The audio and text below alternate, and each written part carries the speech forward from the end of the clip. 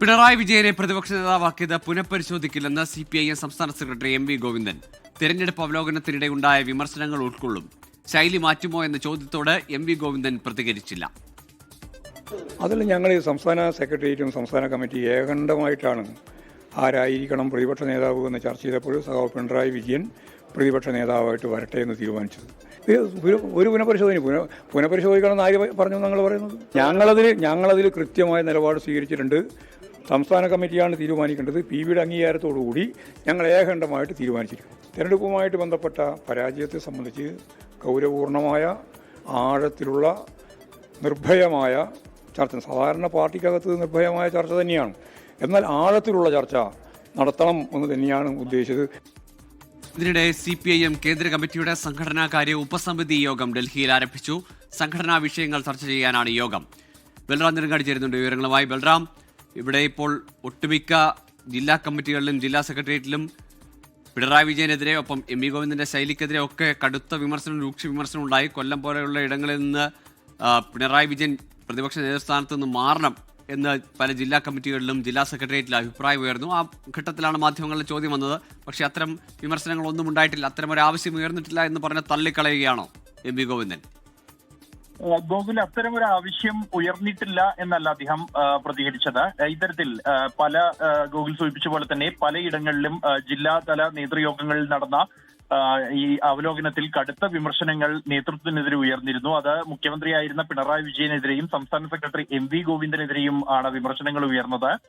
അതിൽ തന്നെ നേതൃമാറ്റം വേണമെന്നും ഒപ്പം തന്നെ ഈ പ്രതിപക്ഷ നേതൃസ്ഥാനം പിണറായി വിജയന് നൽകരുതായിരുന്നു എന്നും മറ്റൊരാൾ പ്രതിപക്ഷ നേതൃസ്ഥാനം വരണമെന്നും ഒപ്പം തന്നെ ഈ തെരഞ്ഞെടുപ്പ് തോൽവിയുടെ ഉത്തരവാദിത്തം മുഖ്യമന്ത്രിയായിരുന്ന പിണറായി വിജയനിൽ തന്നെയാണ് എന്നുമുള്ള വിമർശനങ്ങൾ ഉയർന്നതായാണ് റിപ്പോർട്ടുകൾ പുറത്തു വന്നത്. എന്നാൽ ഈ പിണറായി വിജയനെ പ്രതിപക്ഷ നേതൃസ്ഥാനത്തേക്ക് തെരഞ്ഞെടുത്ത ആ ഒരു നടപടി അത് പുനഃപരിശോധിക്കില്ല എന്നാണ് സംസ്ഥാന സെക്രട്ടറി MV ഗോവിന്ദൻ വ്യക്തമാക്കിയത്. അത് സംസ്ഥാന സെക്രട്ടേറിയറ്റും സംസ്ഥാന സമിതിയും ചേർന്ന് ഏകകണ്ഠമായി എടുത്ത ഒരു തീരുമാനമാണ്. കൂടാതെ പോളിറ്റ് ബ്യൂറോയുടെ അംഗീകാരവും അതിന് ലഭിച്ചു. അതുകൊണ്ട് തന്നെ അത് പുനഃപരിശോധിക്കില്ല എന്ന് അദ്ദേഹം വ്യക്തമാക്കിയിരിക്കുകയാണ്.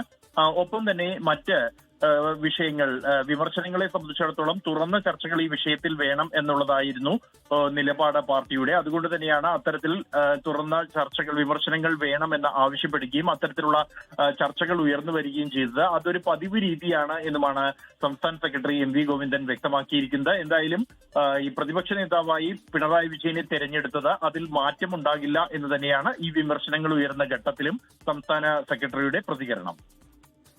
ബൽറാം, ഒരു കാര്യം കൂടി, കേന്ദ്ര കമ്മിറ്റി സംഘടനാകാര്യ ഉപസമിതിയുടെ അജണ്ട എന്തൊക്കെയാണ്? ഗോകുൽ, ഈ കഴിഞ്ഞ 3 മാസങ്ങളിലെ സംഘടനാ വിഷയങ്ങൾ, അതുമായി ബന്ധപ്പെട്ടുള്ള കാര്യങ്ങൾ ചർച്ച ചെയ്യുകയാണ് സംഘടനാ ഉപസമിതിയുടെ പ്രധാന അജണ്ട എന്നുള്ളത്. അത് ഈ കഴിഞ്ഞ സംസ്ഥാനങ്ങളിൽ ഉണ്ടായ തെരഞ്ഞെടുപ്പുകൾ അടക്കമുള്ള സാഹചര്യങ്ങൾ ഈ ഒരു യോഗത്തിൽ ചർച്ചയാകും. ഈ ഉപസമിതിയുടെ അംഗമാണ് സംസ്ഥാന സെക്രട്ടറി MV ഗോവിന്ദൻ. അദ്ദേഹം ഒപ്പം തന്നെ മറ്റ് PB അംഗങ്ങളുമാണ് ഈ ഒരു ഉപസമിതിയിൽ പങ്കെടുക്കുന്നത്. നാളെ കേന്ദ്ര കമ്മിറ്റി യോഗം നടക്കാനിരിക്കെയാണ് ഇത്തരത്തിലൊരു സംഘടനാകാര്യ ഉപസമിതി യോഗം ഇന്ന് ചേരുന്നത്. എന്തായാലും സംഘടനാപരമായുള്ള തിരുത്തലുകൾ, ആവശ്യമായ പരിഷ്കരണം ഉൾപ്പെടെയുള്ള കാര്യങ്ങൾ വരുത്തണോ എന്ന കാര്യത്തിൽ ഈ ഉപസമിതി ആയിരിക്കും തീരുമാനമെടുക്കുക. ശരി, ബൽറാം നെടുങ്ങാടിയാണ് ഡൽഹിയിൽ നിന്ന് വിവരങ്ങൾ പങ്കുവച്ചത്.